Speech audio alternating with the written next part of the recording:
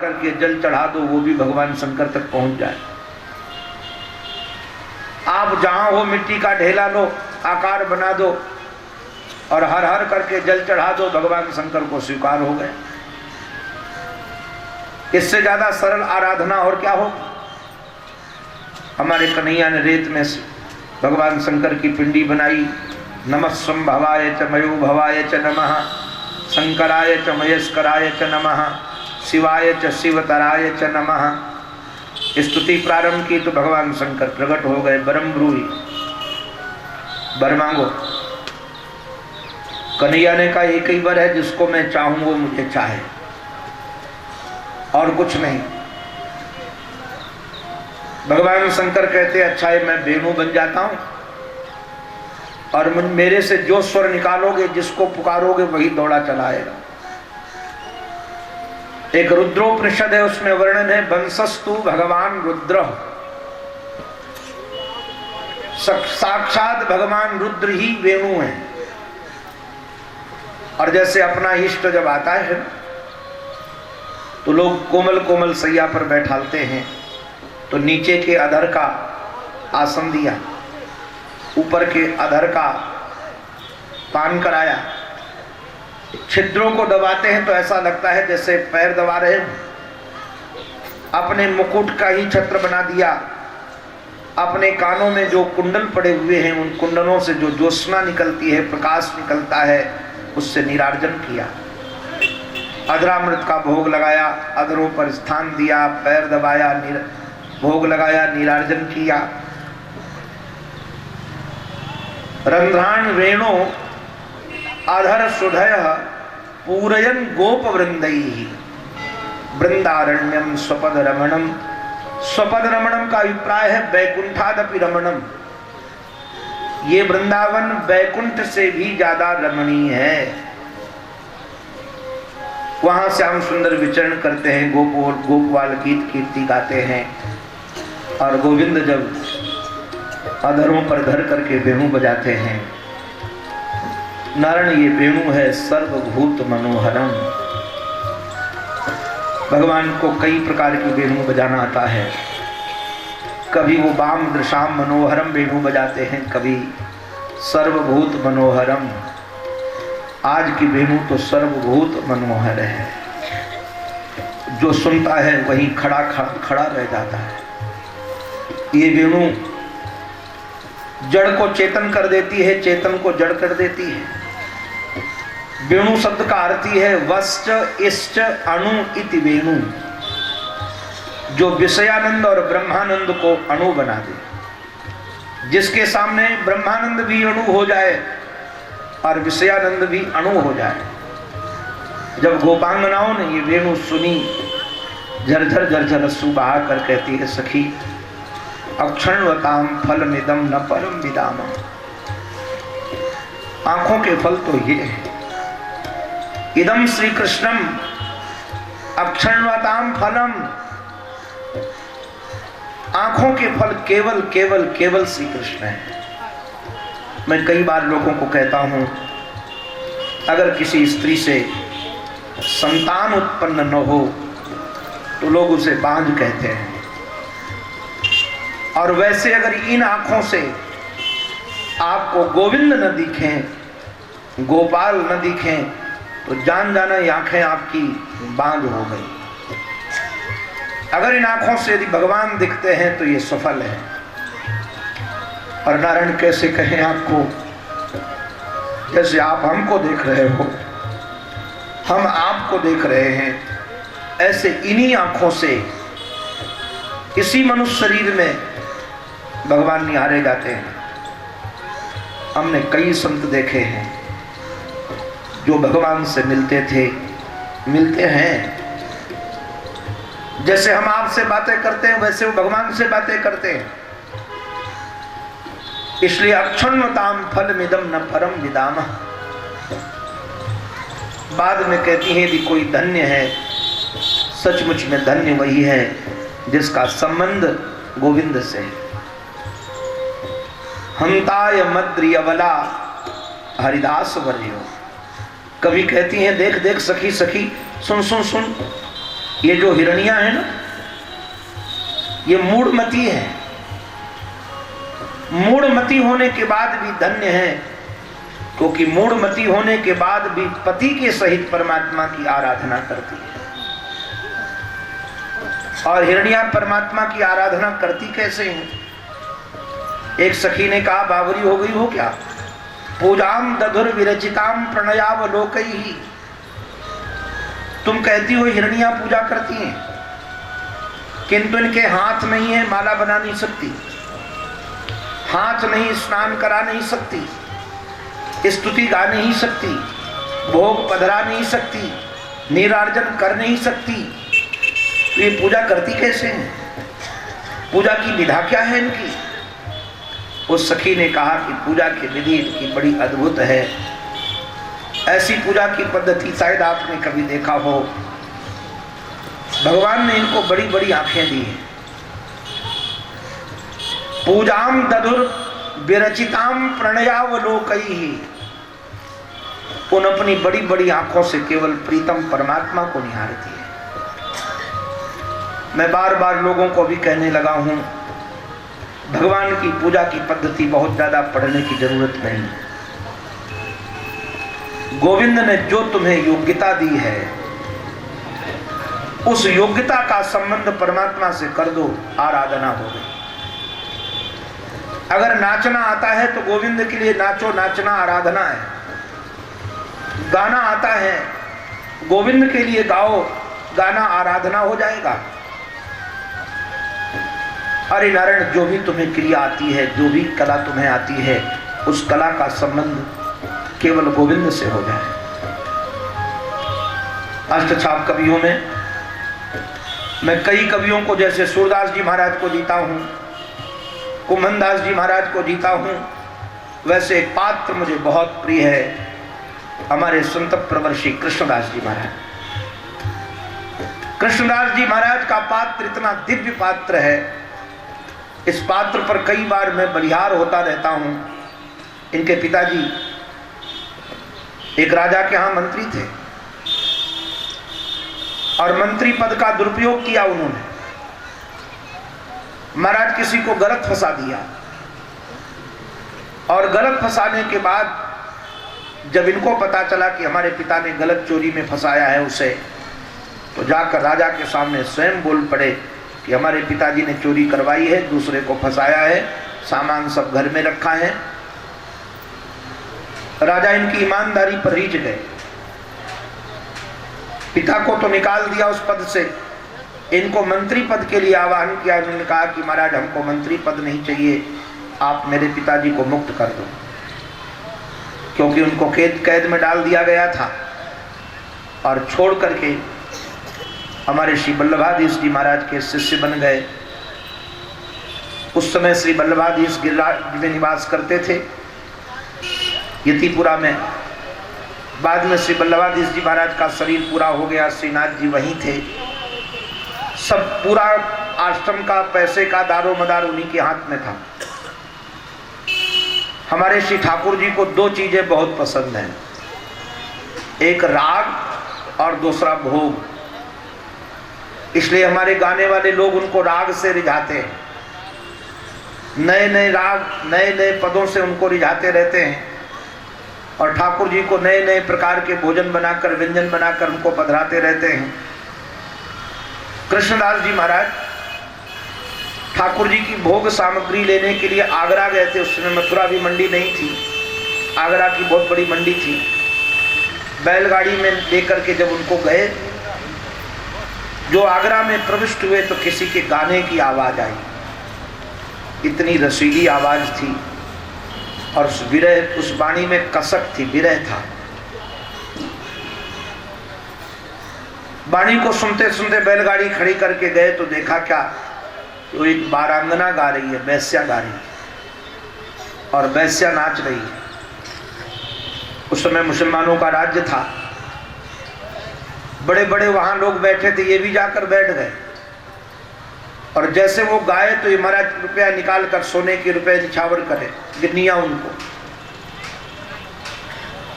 बड़े बड़े लोगों ने कहा, ये देखो बाबा जी की मति कैसी घूम गई है।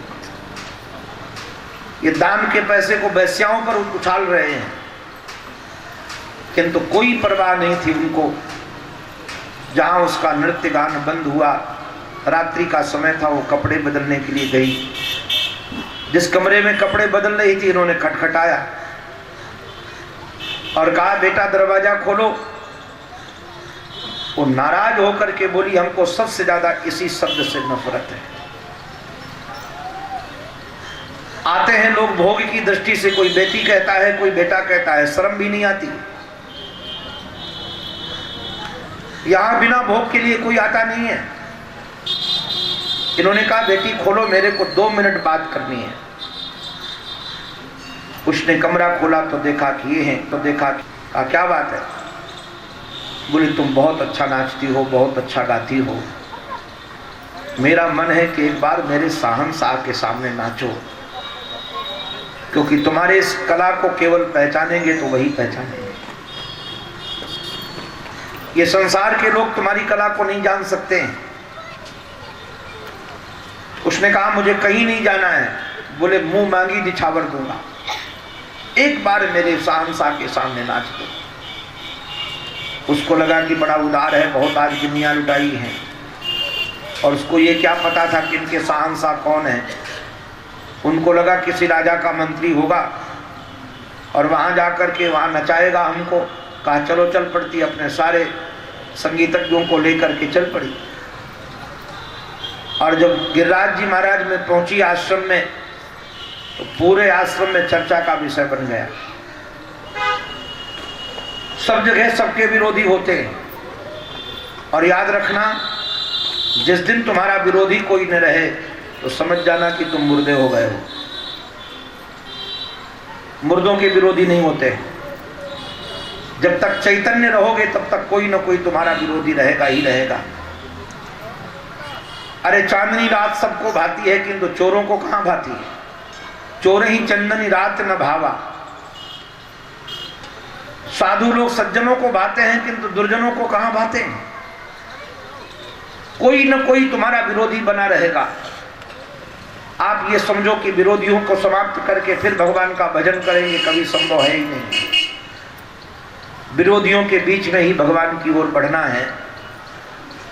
लोगों ने पहले कहा, मैं तो पहले कहता था कि ये सब पैसा ऐसे ही कामों में गंवाता है, ये इसको आश्रम का सारा पैसा दे दिया गया, सारी जिम्मेदारी देगी। वो आगरा केवल भोगने के लिए जाता था, आज तो हद हो गई, वहां से पैसा ही लेकर आ गया। और जाकर के हमारे श्री विठल प्रभु से कहा, जो वल्लभाधीश के सुपुत्र थे, उन्होंने कहा कि जब तक मैं कृष्णदास से बात नहीं करूंगा तब तक मैं कुछ कह नहीं सकता हूं, क्योंकि कृष्णदास पर हमको पूरा भरोसा है। किंतु मुलाकात तो शाम को हो नहीं पाई। इन्होंने महाराज प्रातःकाल उसके पैरों में स्वयं पायजेब बांधे, और पायजेब बांधकर उसको वस्त्र पहना करके श्री ठाकुर के सन्मुख ले गए। जो मंगला की आरती हुई और दरवाजा खुला तो कृष्णदास जी महाराज स्वयं मृदंग लेकर के बैठे और गाने लगे। जो मृदंग बजाना प्रारंभ किया, उसने नाचना प्रारंभ किया, तो लोगों ने कहा कि अब तो हद हो गई है। इन बाबा जी लोगों को और कुछ काम नहीं रहा, केवल वैश्या नचाएंगे, और वो भी ठाकुर जी के दरबार पर नचाएंगे। जहां अपरस की सेवा है उसको यहां प्रवेश करा दिया। कृष्णदास जी महाराज तो भाव में थे, मुझे भजन वो स्मरण नहीं है। जब उन्होंने भजन गाया और वो वारांगना नाची, उससे ठाकुर को रहा नहीं गया, वो भी मंदिर से निकलकर वारांगना का हाथ पकड़कर नाचने लगे। और सबके देखते देखते ठाकुर ने वारांगना को अपने बाहों में भरा, और देखते देखते वह सशरीर श्री ठाकुर के श्री अंग में लीन हो गई। इसलिए मैं बार बार लोगों को कहता हूं, आपके पास भगवान ने जो आपको गुण दिए हैं, उन गुणों का संबंध भगवान से कर दो। आपको गाना आता है, नाचना आता है, बोलना आता है, जो भी आता है भगवान के साथ संबंध करो। ये हिरनियां इसलिए पूजा करती हैं अपनी आंखों से, पूजाम दधुर विरचिताम प्रणयावलोकैहि। बड़े बड़े महात्मा व्यास, पराशर, पुंडरीक, च्यवन, परशुराम, गालो, भृगु, मार्कंडे वृंदावन में पक्षी बनकर रहते थे। प्रायो बताम विहगो मनयो बनेस्मिन, अस्मिन बने श्री वृंदावने। प्रायः बड़े बड़े महात्मा पक्षी बनकर रहते थे। श्री गिरिराज जी महाराज को हरिदास वर्य शब्द से संबोधित किया गोपांगनाओं ने। भैया ध्यान रखना, हरिदास वह है जो हरि की सेवा करे, और हरिदास वर्य वो है जो हरि की सेवा करते करते हरिदासों की भी सेवा करे। जो हरि की सेवा करते करते हरिदासों की सेवा करे, भगवान के भक्तों की सेवा करे, वो हरिदास वर्य है। गिरिराज जी महाराज को हरिदास वर्य कहा है। बाद में गोपियों ने वेणु गीत सुनने के बाद, इसका नाम वेणु गीत है जिसका भी मैं रस चखा रहा था, श्री वल्लभाचार्य जी महाराज ने इसको पूर्वानुराग का गीत माना है। बाद में गोपियों ने गोविंद को पाने के लिए कात्यायनी की आराधना की। आप लोगों के सामने एक खागा में प्रस्तुत कर देता हूं जिससे आप अपने बच्चों को भी बता सको। अधिकतर लोग श्री कृष्ण के चीरहरण लीला पर बहुत उंगलियां उठाते हैं, और आज तो पीड़ा इस बात की भी है कि जो भागवत की कथा करते हैं बहुत सारे लोग स्वाध्याय नहीं करते, और स्वाध्याय के अभाव में या गुरुमुख से भागवत नहीं पढ़ते हैं। ये भागवत भी कोई बच्चों का ग्रंथ नहीं है। विद्यावताम भागवते परीक्षा,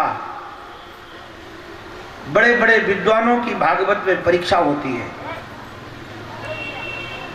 तो कारण क्या, अभी तो मास्टर साहब आपके बड़े बड़े रामायणियों ने रामायण छोड़कर भागवत करना चालू कर दिया,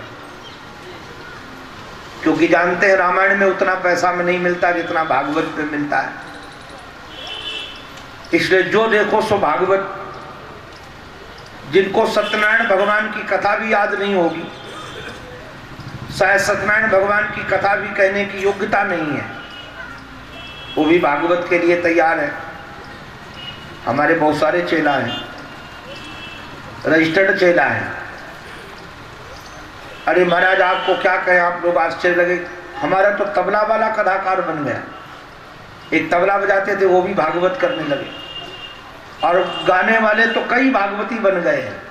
कई राधिका शन के पहले जो हमारे शिव कुमार गाते थे वो भी भागवती बन गए, और हमारे कमोद जी वो भी भागवती बन गए, और हमारे साथ वाले तो पंडित जी लगभग सभी भागवती। जब मौका मिलता है सब भागवत करते हैं। अभी तो हमारा सत्तू भी गाने लगा है, अगर इसको भी मौका मिलेगा तो भागवत ये भी कर लेगा। आश्चर्य से एक बात और, एक बच्चे को, यादव जी थे जी, मैं जब पढ़ता था तो उनके पास माइक ठीक करवा, अपना टेप रिकॉर्डर ठीक करवाने गया तो दुखी होने लगे कि आजकल टेप रिकॉर्डर बंद हो रहे हैं तो कोई बनवाने नहीं आता, तो उनको माइक का सेट बनवाए। कुछ लाख रुपया लगा करके उनको माइक खरीदवा करके हमने कहा चलो ये किया करो। आदमी अच्छा था, अभी माइक का सेट रख दिया, वो भी कथा करने लगा है। हमारे पास भेजा था कार्ड, यदुवंशी के मुख से यदुवंश की कथा सुनो। यदुवंशी के मुख से यदुवंश की कथा सुनो, और बढ़िया भव्य चेहरा। तो आजकल तो क्या कहना है, सबका अधिकार है, मैं किसी का विरोध करता नहीं हूँ। भगवत गुणानुवाद सब गा सकते हैं, कोई भी गाए, किंतु भागवत तो बहुत परिश्रम का ग्रंथ है, बहुत परिश्रम मांगता है। मैं इसकी आराधना में लगा हूँ, इसलिए मुझे पता है कि कितना परिश्रम ये ग्रंथ मांगता है। एक साधना के क्रम से ही कोई बढ़ सकता है, इसको समय चाहिए।